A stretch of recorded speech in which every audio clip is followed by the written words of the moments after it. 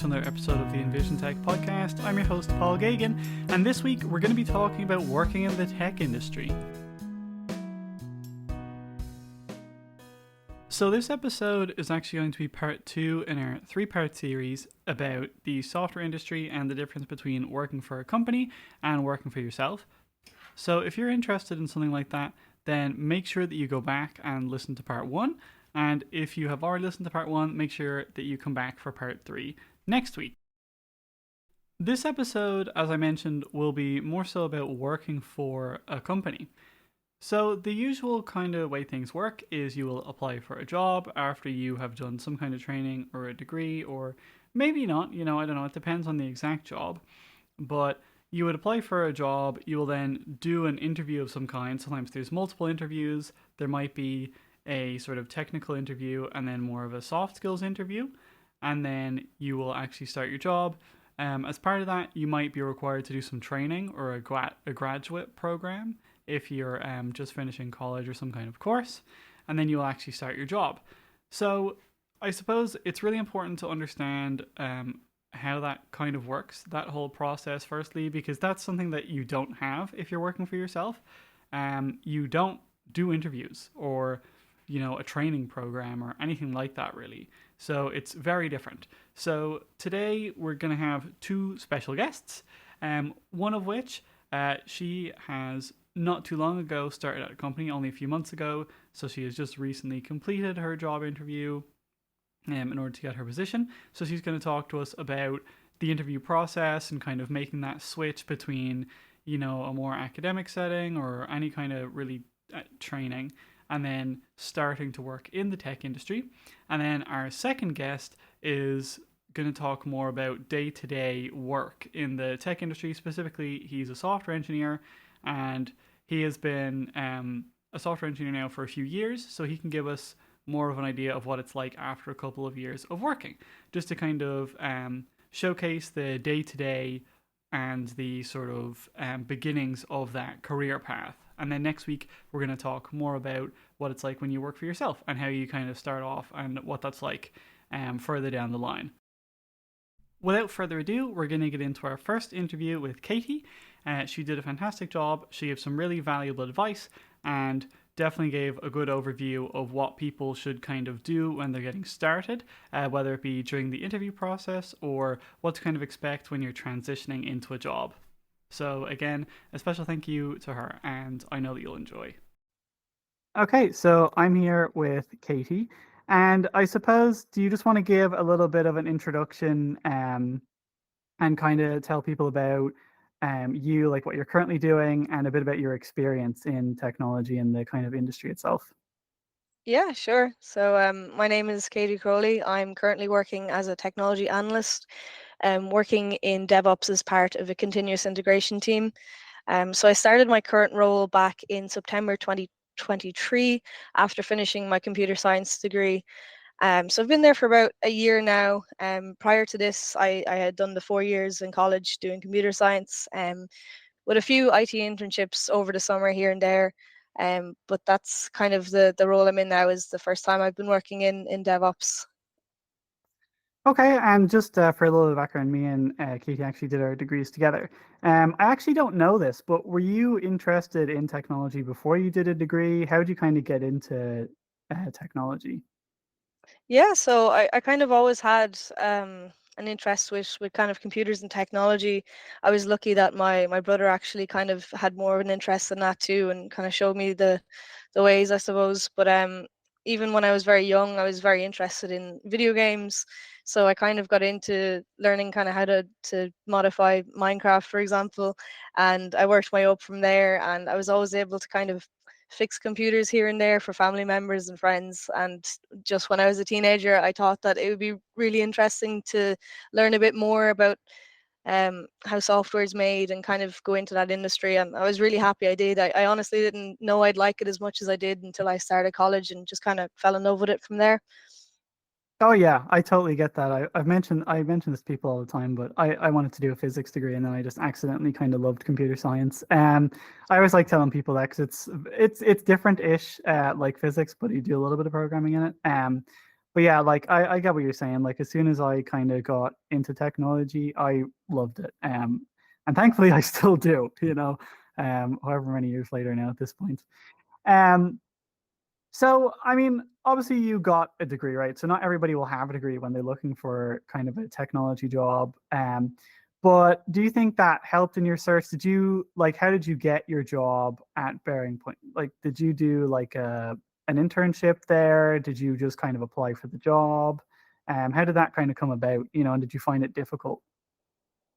Yeah, so I actually began looking for graduate roles around October time of the final year of college, and I kind of found that to be a little bit late actually. I found that a lot of the programs had already started taking applications before that. Um, so I was kind of applying. As well as that, I was attending career fairs and just checking in on company websites I might be interested in and applying that way. But it was actually where I'm currently working. You were there yourself, Paul. We had that college project fair, Yeah. and that's where I met them, and I applied then for that role afterwards, and I was lucky enough to get an interview, and that's kind of how I got started in that role. And you won an award of that, didn't you? Actually, I as far did, as I yeah, remember. yeah. Yeah, you did really good. Better than me. Um, so okay, no, that's fantastic. It's so you would definitely say then kind of being able to participate in things like that, whether it be like project fairs or whatever, definitely helps with that kind of job search because otherwise who knows like how difficult it may have been, especially because as you said you missed a lot of the graduate program like deadlines. I know even the one that I was in, I think their deadline was back in August, which I think is a bit weird given Yeah. that you haven't even started your final year. But hey, I don't know clearly. Yeah, Um, no, absolutely. Like mhm. I found it quite challenging to kind of balance the college work with applying for roles and interviewing as well at the same time. So I think I'd really like recommend going to career fairs and kind of because that broadens your net a bit rather than just applying to one job. You can talk to multiple companies at the same time within one day. So I'd always kind of urge people to definitely check them out. Yeah, I definitely think it's good, and I think it's something even the people in our like degree year didn't really take full advantage of. I don't even think half of us went to it, like brought our projects to the project fair, as far as I remember. I could be wrong, but it wasn't even close to all of us. I don't think. So yeah, I kind of think the same thing. Like I had already had like a job by then, like I had been offered one. So it wasn't too big of a deal for me in terms of getting a job, but it was like really cool, even just getting to meet some of the other hiring managers from the other companies. There was quite a few there.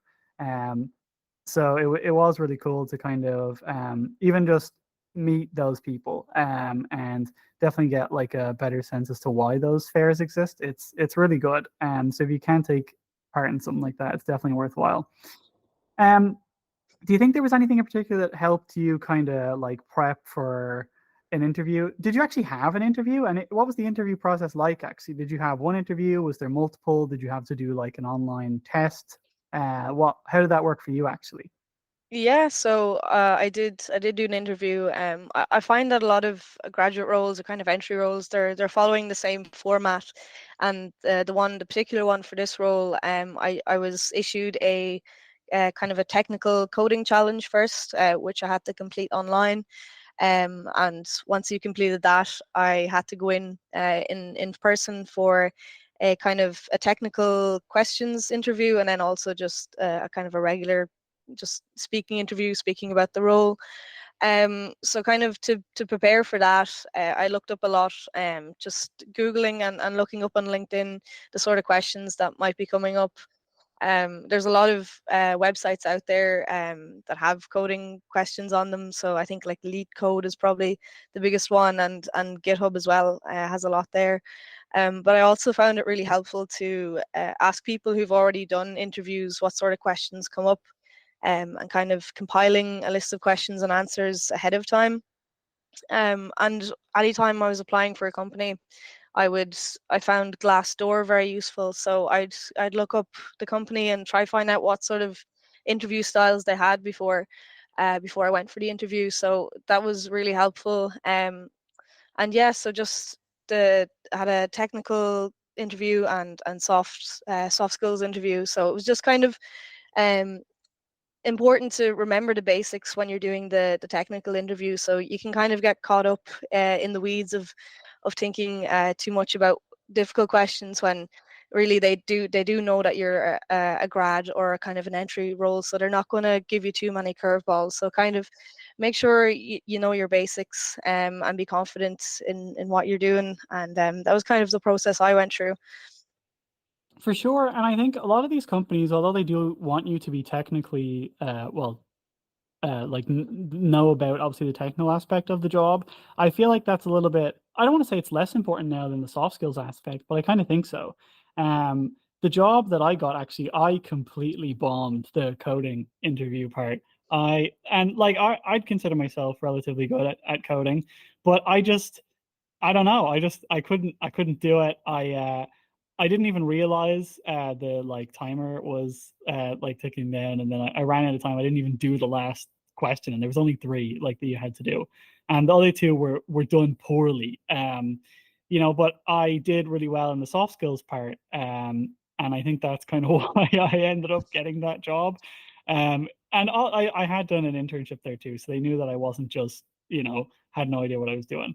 But I do think, kind of focusing on the technical part is pretty important, as you said. But I think once you can kind of show that you at least know what you're doing, uh, they'll value somebody who knows what they're doing and that they can kind of, I don't want to say train, but that they know can learn, as opposed to somebody who's great with the technical side of things but can't talk to anybody, refuses to learn, and that's not really going to work out in a company culture, I feel like. Absolutely. Like what I've learned in general is that everyone who's in that interview wants it to go well. So even if you get a question wrong, you don't know it, like don't let it phase you, and kind of take the time to answer the questions. Because I think a lot of interviewers, they want to see real passion and interest in the role or the company that you're going for.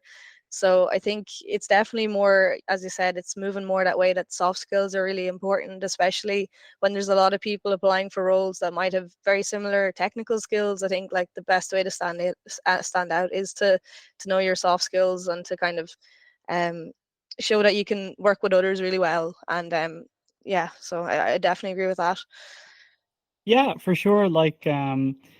I definitely think that that's true, because even when you're doing an interview, I feel like they value it more if you admit that you don't know something. Because even right, I feel like as a developer, like I work on a few open source things now, and I hate it when people just act like they know what they're doing, but they don't. Because I'm happy to admit when I don't know how to do something, but I feel like working with developers who can't do that or don't want to do that because of, I don't know, their ego or whatever it is actually really difficult.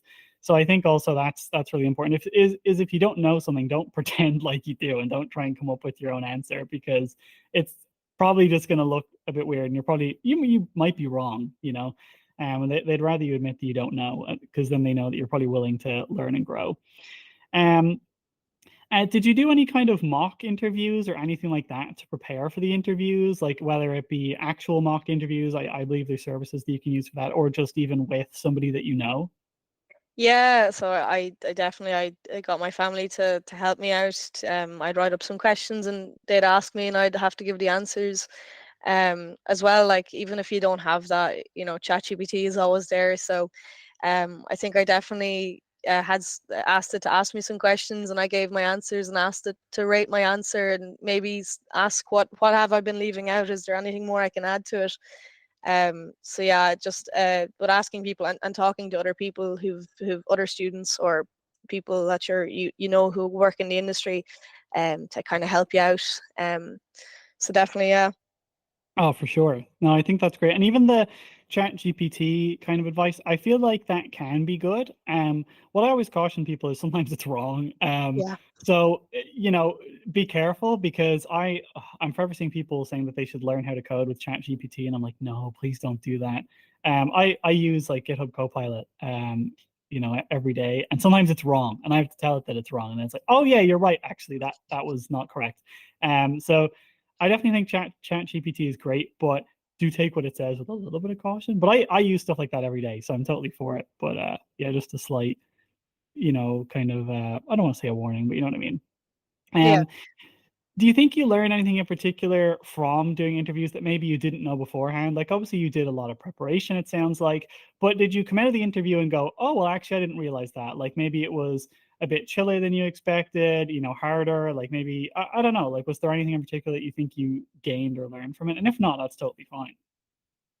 Um, yeah, like it's kind of, as I said, it's very scary when you start doing interviews in the beginning. Like especially if you're a student and you're going into these like really professional places. And it is daunting when you're sitting at that table and there's maybe two or three people interviewing you. But like I said, like everyone who's there really does want it to go well.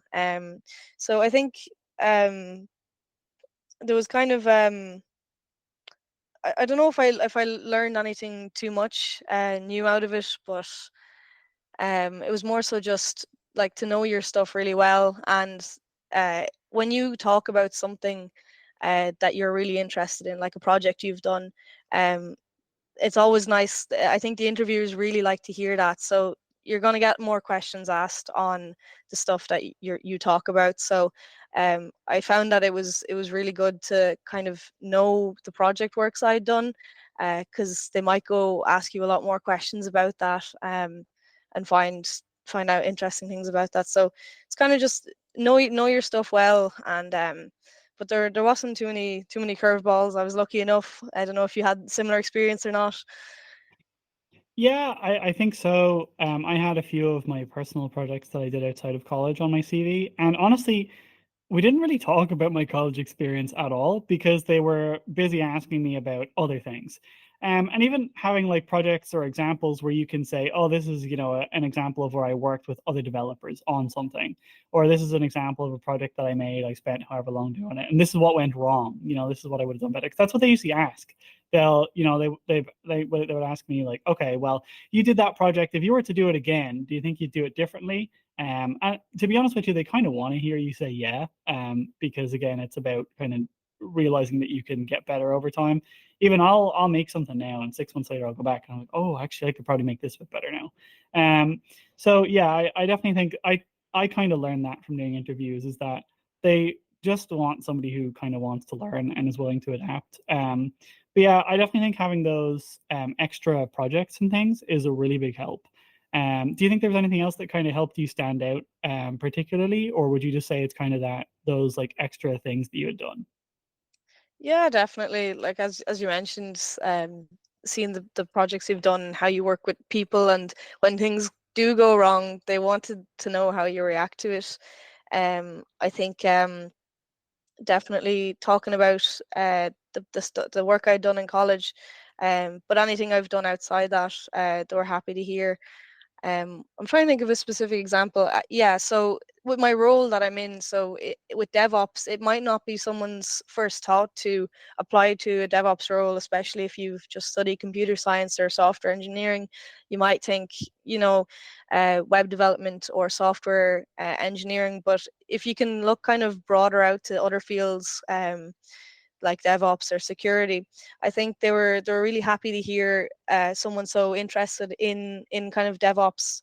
Um, and because I knew that was the role, I looked up ahead of time what sort of software and what sort of processes are within DevOps. So you might not have been able to work in that field before, but it's really nice to show the interviewer that you actually have a strong interest and a little bit of knowledge ahead of time about the area you want to work in. So I think that kind of sets you apart from everyone else, because when you're hiring new talent, like they see that as a really big investment into somebody. So they want someone who's going to be passionate and stay in the job and grow in the role. So I think, yeah, just applying for kind of more specific niches, and from that I was able to kind of talk about that role a bit more, and I think that kind of in the end was what might have got me there. Yeah, I mean, definitely, I think that is most definitely true, and I think that would definitely help somebody stand out. So, no, I totally agree. Um, is there anything in particular that you kind of found surprising or different when you actually started the job? Like, how did that process go? Obviously, you had been in college for 4 years. Was it like drastically different? Was it what you expected? What kind of experience was that kind of adapting to it?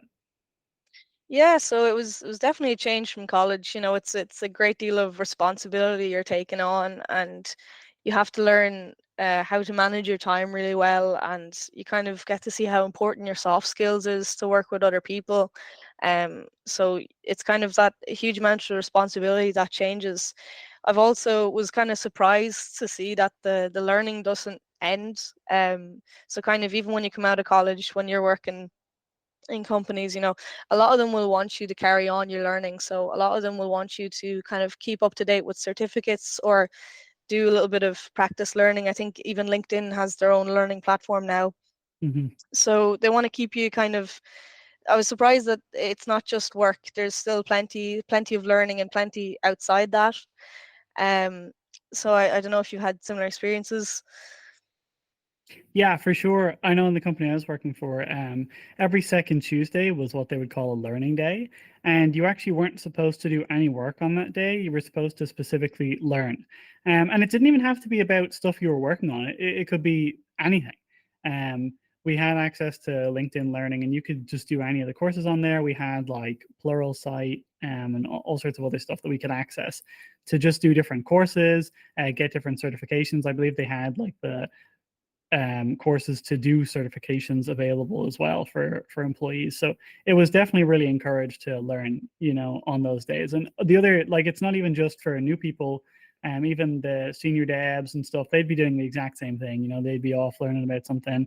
And even if you're a software engineer, you might be, learning about something completely, I don't want to say completely unrelated, but it wouldn't be necessarily software engineering. So no, I definitely think that is something that people don't really think about. You just think, oh, I'm in a job, I code now, and that's it. Or, whatever it is. Obviously, if you're in DevOps, it's going to be different. Or if you're in cybersecurity, it's going to be different. But it's actually still really about learning. And that's what I'm always saying to people. A big part about software engineering is learning. So if you don't like learning, then it's probably not for you. And I feel like that applies to a lot of tech roles. I can't really think of one that isn't kind of based on you keeping up to date with stuff. Even in cybersecurity, if you're not keeping up to date, well, then you're not going to be very good.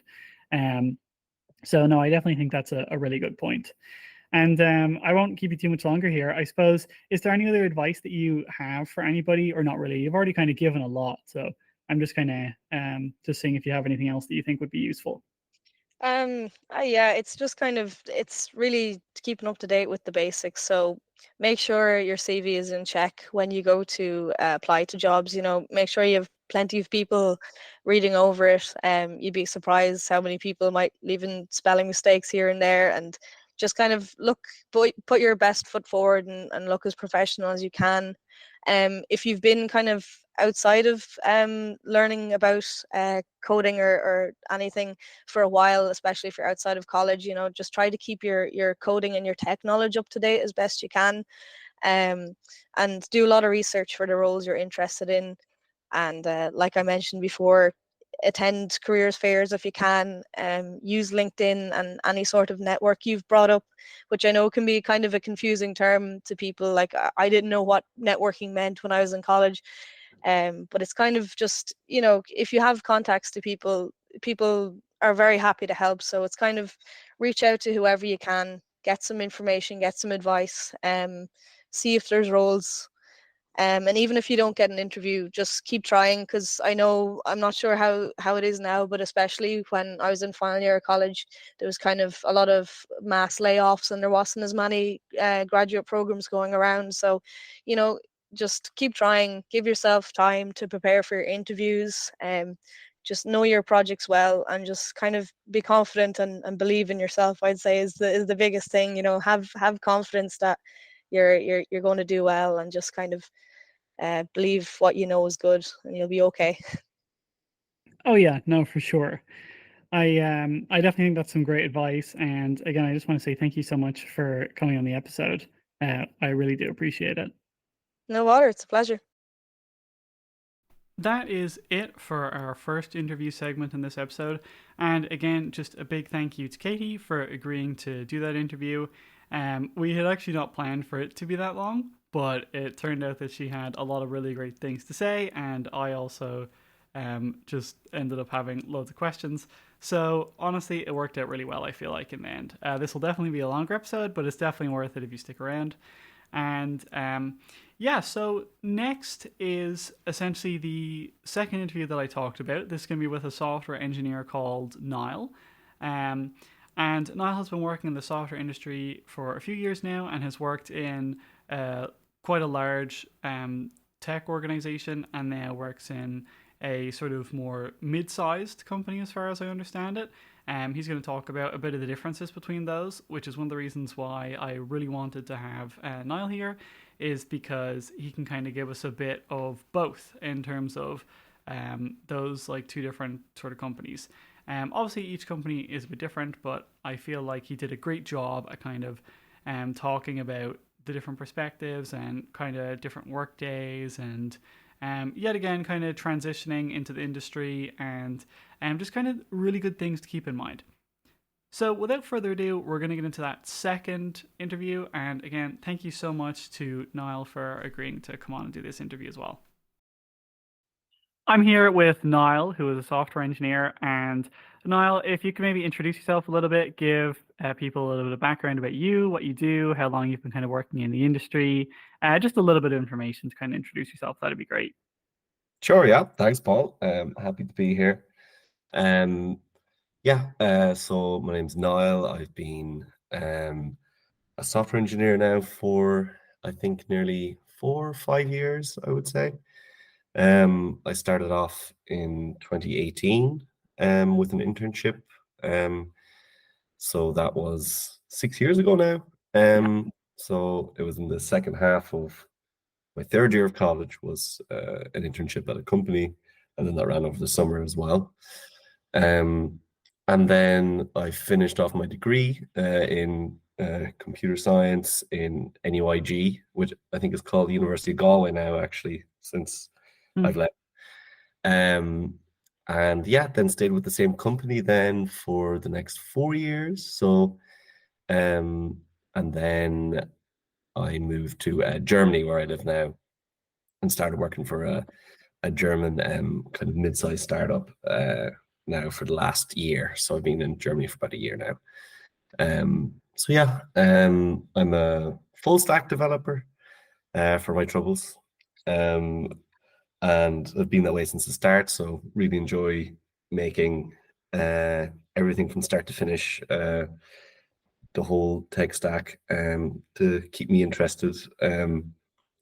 So yeah, that's about my story. Yeah, that's perfect. And I think it's especially valuable. Obviously, you have a bit of experience in two different companies now, and um, we, obviously both did computer science degrees, but they're going to be quite different because we did slightly different degrees in different universities, which is great. And also, I kind of agree with you on the whole full stack thing. I also really love kind of making things start to finish. I don't know why. I don't know if that's like a general thing with software engineers or if it's just a few weird people like us or what. But either way, I totally agree with you on that. So okay. There we go. All right. So I suppose, can you give us kind of an overview of maybe what you kind of do in work, even on like a day-to-day basis? Like what's your kind of job like? Are you in like a lot of meetings? Is it a lot of technical work, or what does your day kind of get comprised of? Yeah, so good question. I think I think it's changed a lot from company to company. I think every company has their own priorities and their own style. Now these days, kind of my typical day is going to comprise of kind of in the morning checking on our observability and the different statistics that we have on our applications and our services, checking on any errors that happened over the night, any latency, stuff like that, checking our dashboards just to be kind of reactive to any problems that we might have before they arise or get reported by customers. We like to stay on top of that side of things and really be on top of anything that we see has gone awry. And then hopefully then in the morning we see I will see nothing and I can get on with the rest of my day. But usually now we would kind of um, most of my day would be coding and having kind of face forward time and working on our stories. So I still work in 2 week sprints in a kind of a Spotify Agile Scrum kind of framework. But these days I really don't have that too many meetings. We have the regular refinement that would run just 1 hour every sprint, which is nice. But to kind of get there as well, you have to do a lot of pre-work on yourself, by yourself, to make sure that you have stories refined that you're bringing to the refinement and that it's a whole smooth process. I think those meetings can easily get out of hand and can run to be long conversations about things that maybe could be figured out before. But Yeah. I think these days, we put in the work beforehand, and then we would have our retrospectives, sprint reviews, and stuff like that, kind of in our second week of a sprint. But usually on the sprint, I'll get a whole week of working on the topics that we've committed to in a sprint. So I think that will generally be it. Keeping an eye on our metrics, working on my stories, getting feedback from other engineers all the way through when writing a story or when working on a story, and making sure that there's a kind of agreement, and that kind of makes the whole review process a bit easier as well. Once you've gotten feedback throughout the whole development and iteratively, then when it comes to review time, other people have a better sense of what you're working on. Maybe mistakes that you could have made will be spotted when you're discussing with other engineers and stuff like that. And then I think that would typically be how we work. Yeah. Okay, I feel like that's a pretty good overview. Just out of interest, do you work from? Is your job like full time in the office? Is it like hybrid? How does that kind of work? Yeah. So at the moment we are hybrid. So we go in 1 day a week. We'll have like team days where we all go into the office, and then the rest of the time we're working from home. So I know the industry is kind of changing towards more in the office now and turning away a bit from working from home. And I think there's valid reasons behind that. I think that companies point to, but also I think we take a little bit different approach to it, where we would have our own teams Zoom breakout room. And we would generally, unless we're having some focus time where we want to really focus on a topic and put our heads down and get working on it, usually our whole team is sitting in that room. And if we have any questions, or if we want to discuss something, then we can just unmute, and then we can go either to a breakout room or discuss with the team. That way, kind of creating a kind of virtual office space so that it's easier for engineers to get feedback from other engineers, to pair program, to quickly solve problems, and to talk through things. So we try to bridge that gap. I think with a lot of the critiques of working from home has. So I think it's maybe a bit of a unique one. I don't think some of my friends from college, I don't think many of them are working in this way. I think a lot of them are still either just having to go into the office for certain days a week, kind of semi-randomly, or like for one week during a month or stuff like that. I think it's a bit of a unique way to work, but I think it's very good. I think it bridges that gap between the two, where you still have more of that collaboration and getting to know your colleagues and talking to them constantly and being there. And people always say, "Oh, you'd never get to overhear conversations about stuff that you might pick up on and you might learn from." But we would kind of have that in our kind of virtual office setup, and then we still go in as well 1 day a week. So Yeah. Yeah. I actually think that's a very really cool approach. I wonder if that's specifically like to that company, or if it's more common in Germany, or what. But I actually really like that. I know even from when I did my internship, like if I was to message somebody on the team. Like you wouldn't really want to message everybody at once. Obviously, you know, you might have a group chat or whatever. And then you obviously have to wait for them to reply. But that sounds like a really good approach because you don't really kind of have that, and it's just kind of up to whoever maybe knows to respond to you. And obviously you don't have that like intermediary time where you're maybe waiting because they're working on something else, you know, and then they check their messages after a few minutes or whatever.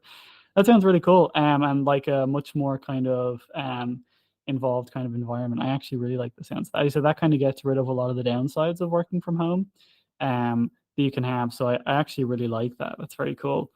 Yeah, exactly. And Yeah, totally agree with you, you know. And yeah, I think problems that can arise, I think, when working together is that kind of, as you described, like async communication, where someone message someone and then there's a gap to reply and it can go back and forth a little bit. But I think it's when you're just able to go and jump on a call with someone and sort it out quickly, I think can actually save a lot of time between the two and the waiting and the context switching. yeah. Maybe you do one things at the same time, you can just nip it in the bud and get it right over with. Oh, for sure. Like even you know, you don't have to wait around for somebody to join a call or anything like that because you're just there. You just unmute and you're just like, hey, you know, does anybody know anything about this or whatever? You know, that's actually very cool. I'm sure that does actually save a lot of time. That sounds really unique, actually. I've never heard of that. That's very cool. And I also just meant to say earlier as well, I actually kind of like the sound of the overview of your week. It sounds like you get to focus a lot on, I don't want to say getting things done, but kind of even being on top of like the metrics and analytics. I know I don't know what kind of dashboard system you use for all that sort of stuff, but in terms of like error tracking, I've kind of been starting to use a thing called Sentry. I don't know if you ever heard of it, which I found No. really useful for. Yeah, it's really good. At least as far as I'm aware, it seems pretty good. It essentially lets you do like real time error tracking. So like if a user has an error on the website, it'll send you an email or it'll send you like a Slack message or whatever and let you know. And it can like do replays of it. So it'll do like a little screen recording to show you what they were doing. Oh, Um, interesting. yeah, it's really cool actually. It does and it will automatically like kind of censor any like credit card fields or anything like that, so that it's all compliant with all the different GDPR versions around the world. Obviously I know they're not all called GDPR, but yeah, that's really good actually. I think that's really important to kind of stay on top of things like bugs and errors. And I think the approach that at least your company has seems really good and very proactive. Because there's nothing worse than, you know, emailing a company being like, your website actually, you know, isn't working properly and I don't know how you didn't realize. So yeah, no, that's really fantastic. So do you actually get much time to learn in your job? Obviously, I know you might learn from, you know, hearing other people talk about things, but in terms of actually learning or staying up to date with new technologies or new kind of tools or, you know, whatever it might be. Yeah, so yeah, I think with software engineering, I definitely think that the biggest way to learn is by doing. And you know, the more opportunity that you get to get your fingers on a keyboard and to code and have the space to really deep dive into topics and getting maybe even like not just a story, but even if you get a whole topic on your own and that you own and feel ownership of, then I think you can allow yourself to have that space to really deep dive on topics and really research them and think things through, try stuff out. I think that's the biggest opportunity to learn, I think. But then also, you know, I definitely think you need dedicated learning time. And now I think we have every month or yeah, every month, I think, or every 3 weeks, I'm not too sure. We have just one day, a Friday, that's dedicated to learning. So we call it Self-Education Fridays, and you can just bring your own topic and you share it with the team kind of the day before, and you say what you're going to be learning this Self-Education Friday. And then I think the most, maybe even the most important part of it, is the next Monday. Then what we do is we have a meeting where everyone presents what they learned on that day, and they give people a rundown of the new, testing strategy that they tried out, the new library they tried out, the new whatever. And then that way the whole team can benefit from everything that the team's doing and learning, and particularly the lessons that they might say. They might say, hey, I think that we should use this snapshot testing in the front end for this use case, and I think here's the benefits of it. And then you can have discussion with other engineers about it, and it can also, not only you gaining more skills, but you can have meaningful outcomes in your software development process and how you operate. So that's good, and it's a whole day, and I think that is really key as well for any software engineering role. I think you always need to be learning. Technology is rapidly developing, and there's always something new, something that could be better, something that can improve the current state of your services or websites or anything. So I think as getting as much time as you can as a software engineer to just dedicated learning, I think is key. Oh yeah, for sure. I work for myself now, but even now, I try and dedicate a bit of time. I've been honestly kind of bad at it the last few weeks, just because I've had a lot of stuff to do. But that shouldn't be an excuse, Yeah. So it's easy to just say, oh well, actually, I'm kind of busy. I'm not going to do it. So I actually really like that system that you have, because it kind of holds you accountable. Where you have to tell people what you're going to do on Thursday. Obviously, then you actually have to do something on Friday.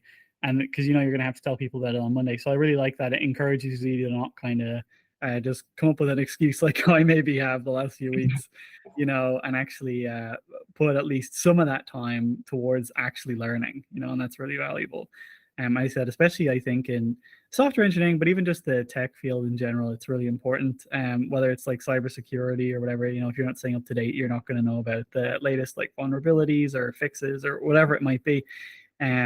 So that's, again, really, really important. And I like your company's approach to that as well, I must say. Do you think there's anything that surprised you when you actually made that transition from your kind of degree to being a software engineer, whether it be, your expectations for actually working were different, or, maybe you just, I don't know, did anything in general kind of surprise you about it, or not really? Yeah, I think definitely. I think there was a lot. So, I think definitely the complexity and the variety and the scale of the code that you face when you first download the repository in whatever company you land yourself in, I think can be a bit surprising, because I think maybe in a degree you get some sense of this, but I think in a degree, I think coding can sometimes be an abstract thing that kind of floats in some IDE, and you do your assignments, but to actually see this living, breathing set of different services and front ends and things that have been worked on continuously could be, in a previous company, I found a piece of JavaScript that was older than me. That was created Really? in 1996.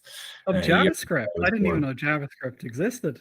Wow. Maybe I think it did. Maybe it wasn't JavaScript. Maybe it was something. Even still, that's incredible. But yeah, so naturally those things are going to be are going to be developed for so long and gain so much complexity, and different people are going to be working on it, and just kind of the natural way that software develops over time.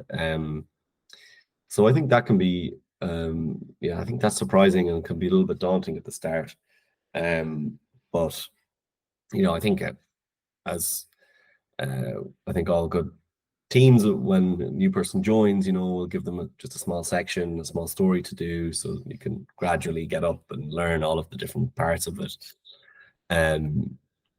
But yeah, I think the size and scale of it was surprising. I think as well, I think everything around so I think my internship gave me a good sense of this, but I think everything that goes around actually coding and how important that is, and how really key it is to setting you up so that when you do have that time to to write some code and to work on your stories, that you're not pinging people and saying, what does this actually mean? Or did we want this to be like this, or do we want it to be like that? Or different uncertainties that can arise when you actually go and sit down to develop a feature.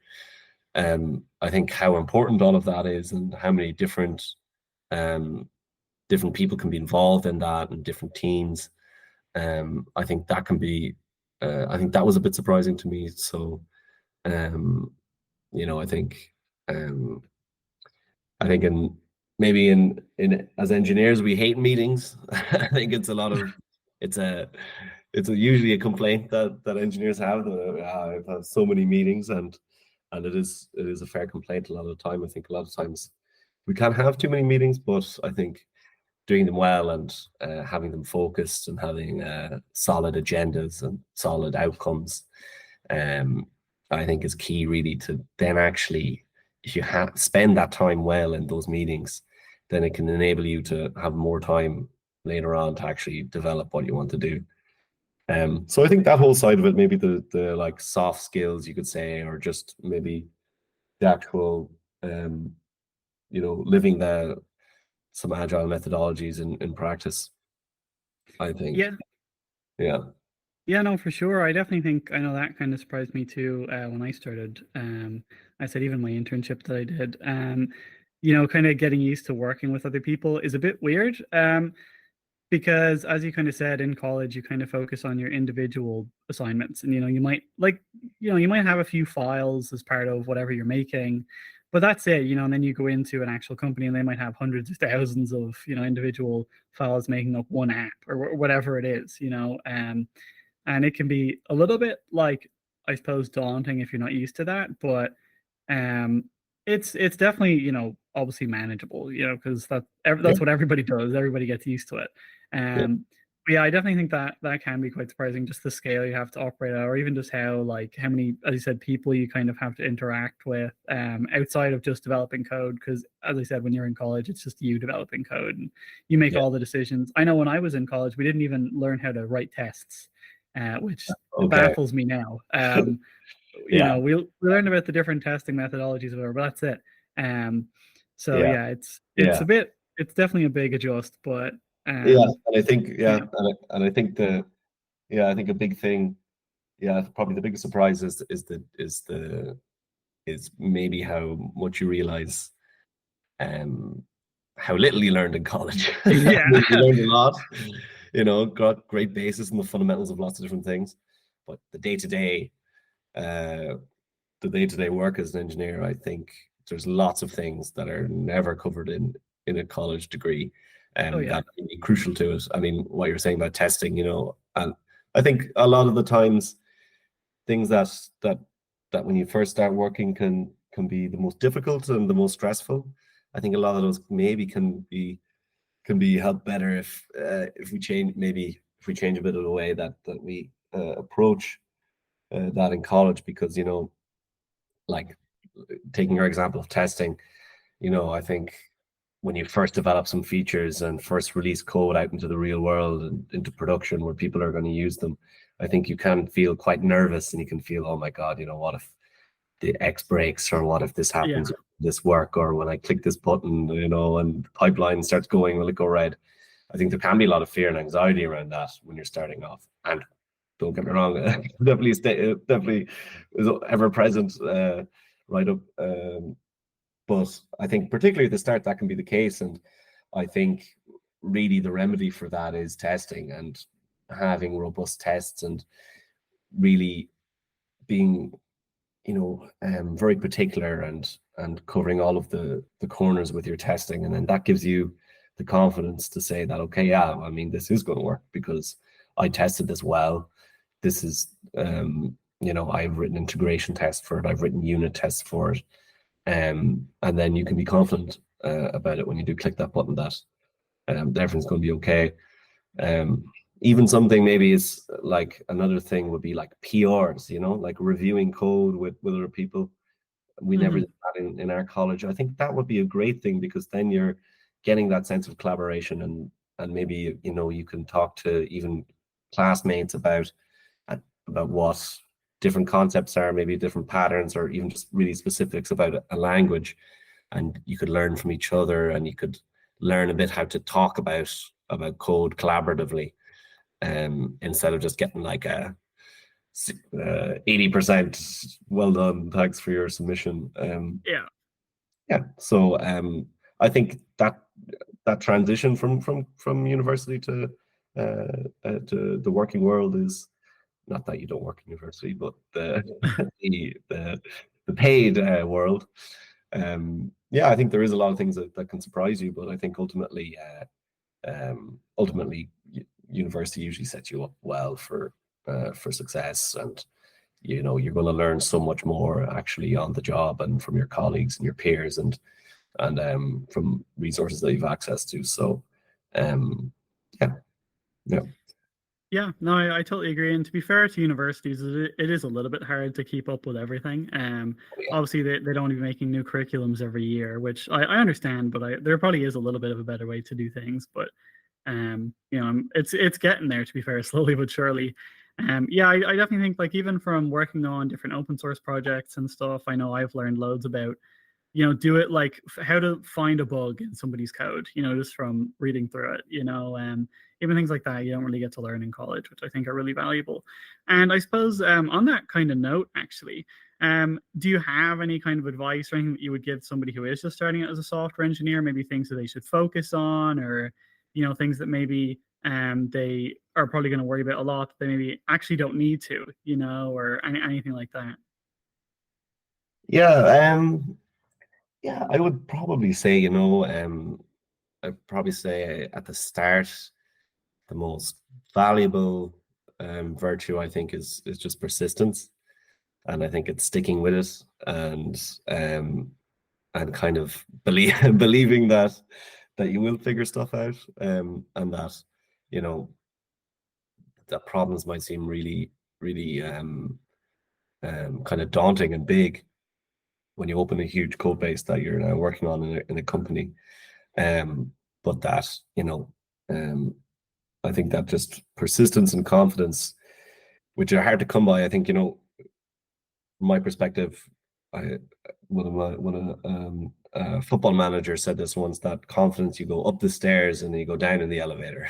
That step by step, you build your confidence just by doing it piece by piece, and taking that first step, doing the first story that you have. So I would just think that, just having, taking a breath sometimes and being like, okay, this is doable. It's not rocket science. Maybe not, unless you're working for Elon Musk or someone like that. That's maybe true, yeah. Maybe it is rocket science then. And problems are really tough, but they are solvable. And that, I think, if you give yourself the time and you allow yourself to really take a breath and look at a problem, then you'll be fine. And I think just looking at my career and how I was like, probably I think reaching out to other engineers probably more is good. I think when I started off, I had a bit of an attitude of that, right, I'll just take this on and I'll read the documentation myself, and just really try to be self-sufficient from the get-go and just figure it all out myself. But I think getting continuous feedback from other engineers and talking to your senior engineers and others about a problem more iteratively and in more small chunks, I think can be is a way better way to learn and to progress as well. I mean, you do need that time to do your own research and to learn by yourself, and those are valuable skills. But I think sometimes it can help a lot if you're really up against it with some problem, that you can just talk to it with another engineer. And I would probably say as well to take really every opportunity that you get. That if your Scrum Master is out sick, then I would say put your hand up to facilitate, stand up, maybe to do a retrospective. If you're working in a company that doesn't have a QA or that has a dedicated QA, volunteer to write some automated Selenium tests or whatever the testing strategy is where you work, and any opportunity really that comes, I would say just go for it and take it. And gaining that experience in different areas is key. I think probably as well. I think there's a lot of good literature out there as well, just generally like about software engineering and how to design software that you can read. And I think definitely early on in my career, I didn't want to be spending my free time reading books about software. It was enough to work for 8 hours. But I think as I've gotten a bit older, I think still young, but as I got older in my career, I think I realized that there are interesting books out there. It doesn't have to be all kind of boring lecture slides or something that you might have experienced in the past. That there is really interesting content out there, and that can really help you in your day to day and make the whole process more enjoyable and better for you. And I would also try to have a bit of fun with it as well. Why not? Oh yeah. Have a bit of fun with it. It can be a very serious profession at times, and sometimes it can feel a bit like life or death. Yeah. That if something's broken in production, and customers can't use some functionality, and those are very serious moments. But I think outside of those, try to have a bit of fun with it as well. And ultimately, it is a creative process, and it is a creative career, even though maybe to the outside people looking at us mightn't think it is, but it is. You're imagining systems in your head, how they'd work. You're thinking about the design of them. You're creating them. So yeah, I think just have a bit of fun with it as well, because it can be a fun and interesting and fulfilling career. Oh, it definitely can be, and I definitely think your points there are really fantastic. I know even myself, sometimes I'll be trying to fix an error for ages, and I'll be like, "Oh, this is the end of the world. I'm never going to make this work." And then 10 minutes later, I'm like, "Oh, actually, it was just this." So, and honestly, it's one of the best feelings in the world. When you've been stuck on something for a couple of hours, maybe even a couple of days, if it's really difficult, and you finally get it fixed, and it's like, "Oh, wow, it works." And I'm forever telling people that for me, coding's kind of like art. I think especially because I am blind, I feel like it's one of the ways that I can still kind of make and design things, which is really cool to me, because if somebody asked me to make something, I'd probably make it in a completely different way. And I think it's kind of weird how that is. How just about everybody would make something in a pretty unique way. So I definitely think that's very valuable. And definitely having fun with it is really important. And also, even as you mentioned, kind of reading up on things. I know I've tried to start signing up to different like newsletters for like there's a weekly JavaScript one and stuff that I try and make sure I read every week, just so that I'm at least kind of keeping up to date with what's going on. Or I've even started reading some like release notes on some newer like technologies that maybe are kind of emerging. That doesn't sound very exciting, and I wouldn't have said so either last year. But like, I learned so much. I'm like, oh wow, they just implemented Brotli compression or whatever. What is that, and why is it important? And it's like, oh wow, this is actually really good. And you kind of learn a lot from it. So I definitely think that's really important. Great. That's a great way to be. And I think that's definitely two things I missed with my sage advice earlier, was that to stay curious, definitely, and also to read the documentation as well, the official documentation, like release notes and stuff like that. I think maybe early on in my career, I spent too long switching from Stack Overflow tab to Stack Overflow tab, trying to solve the problem, when if you just kind of take a step back and read documentation specifically on what you're using, and then it could be a lot quicker, and you actually learn more from the process. Oh, for sure. Like, don't get me wrong, Stack Overflow has been helpful to me over the years, but I often find it's honestly more of a problem than a help with a lot of issues. They'll, tell you to try something out, you go ahead and try it, and it's like, oh, well, actually, now this doesn't work either, and I need to go back and undo all that. Sometimes it's great, though. There are some great answers on there. It just depends what you're doing. And it has definitely saved me a few times. But yeah, that's perfect. Thank you so much, Niall. I really do appreciate you taking the time to kind of come on here and talk about your experience and give some advice. So again, thank you so much for your time. Yeah, thanks to you as well, Paul. Thanks for having me. Good No talking to you. problem at all. Thank you. That right there will conclude the second interview of this episode, which again had some really amazing things in it and a lot to learn. Whether you're thinking about transitioning into the tech industry, maybe you're in the middle of doing some training or you're just about to finish a degree, maybe you're starting out in the industry, maybe you've been in the industry for a few years, there is a lot to learn. Even if you have been in the industry, just hearing how other companies kind of function and different things they do.